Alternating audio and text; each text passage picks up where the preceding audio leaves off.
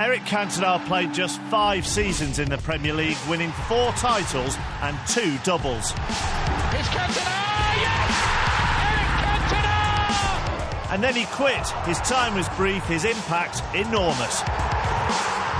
He left an indelible mark on England's biggest club. Eric Cantona is a legend of the Barclays Premier League.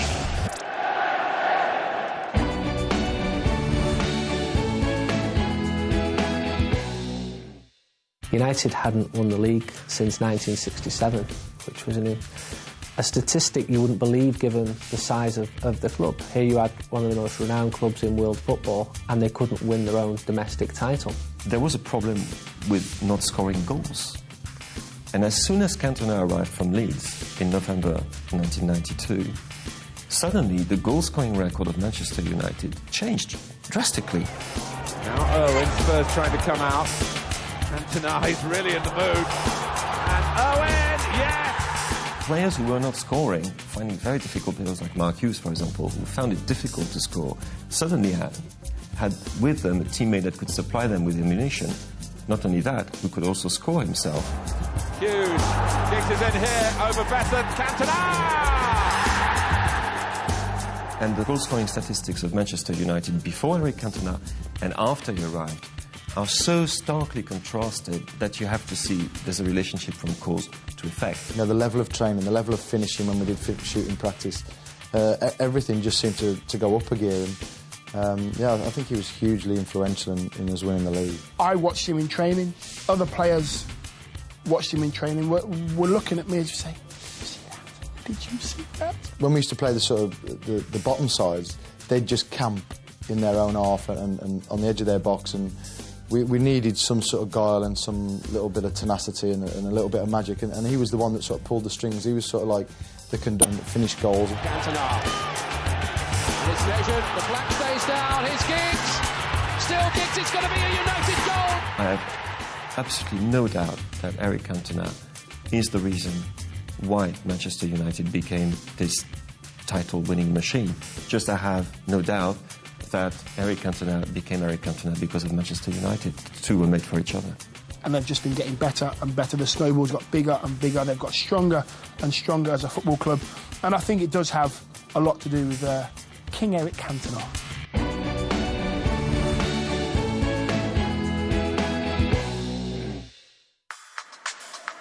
It started, I think, in a game against Manchester City.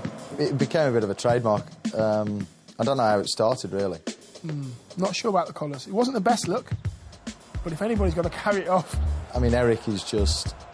Eric walks into a room and the whole place just stands still. He has a presence and an aura about him that comes with sort of Hollywood movie stars. In France, it was actually something that young men used to do when they wanted to look a little bit rough. You know, you had a leather jacket and then your white shirt and you would put the collar up, and that set you out as a tough guy.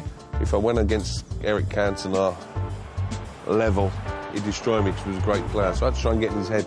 So what I used to do is turn his collars down. Maybe it's one of those collars that, you know, the king with the crown and the collars are up. Sort of made him a king, didn't it? So you can have that. I'll let him have that style.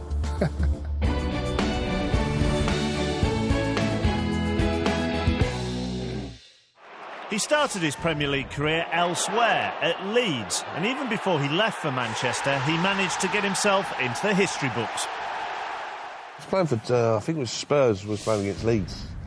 And they've got this new French lad called Cantona, and no one had heard of him. And I thought, it should be a good game. I think their leading striker was out. I thought it might be an easy day today. And when we lost 5-0 and this Cantona scored that trick, and I thought, oh my, geez, I don't want to play him again anymore. And about 3 months later, he went to Man United, and I had to play him again, and I think we lost 4. So he sort of followed me about.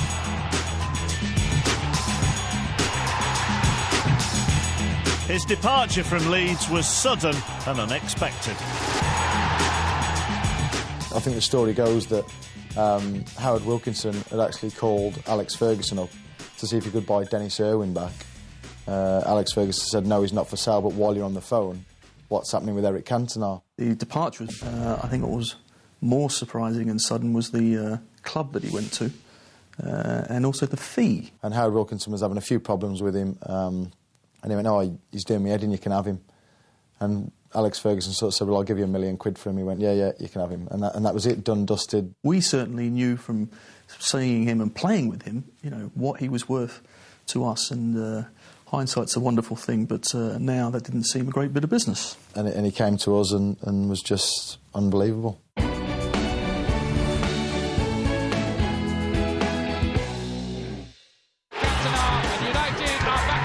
His first full season at United brought even greater riches than the first. The league title was won with 2 games to spare. Cantona would score crucial goals in the league throughout the 93-94 season. Very quickly established himself as the most popular, most iconic Manchester United player. He's onside. Cantona could get the second for United. It's so easy. Irwin, Sharp and Cantona all around. Giggs has moved up to one side. It's Cantona who's going to try. And what a goal from the Frenchman, Eric Cantona! Absolute firecracker! The double, United's first, was completed against Chelsea in a 4-0 win at Wembley. At the time, it was tipping it down the rain, and the worst thing for any Man U side that I was ever involved with anyway was the fact that the Wembley pitch could be really sticky and slow the game down and help the team we were playing against. And when it started to rain, everyone in the dressing room just went, we're going to win this. There's no two ways about it. They cannot live with us if we start passing it on. And it just so happened that the lads went straight at him and he scored 2 penalties. He sort of bossed the show, he bossed the game, and to score 2 penalties in a game is tough enough because that is all mental. Are you going to go the same way? Are you going to go different ways? Is the keeper going to read you? And that's when it does come down to bottle and to psychology, really. And that's where you put your house on Eric scoring. He doesn't really miss many, and they don't come much bigger than an FA Cup final against Chelsea. And to score both penalties is just a mark of the man. He just makes it look easy. I think that just sums him up.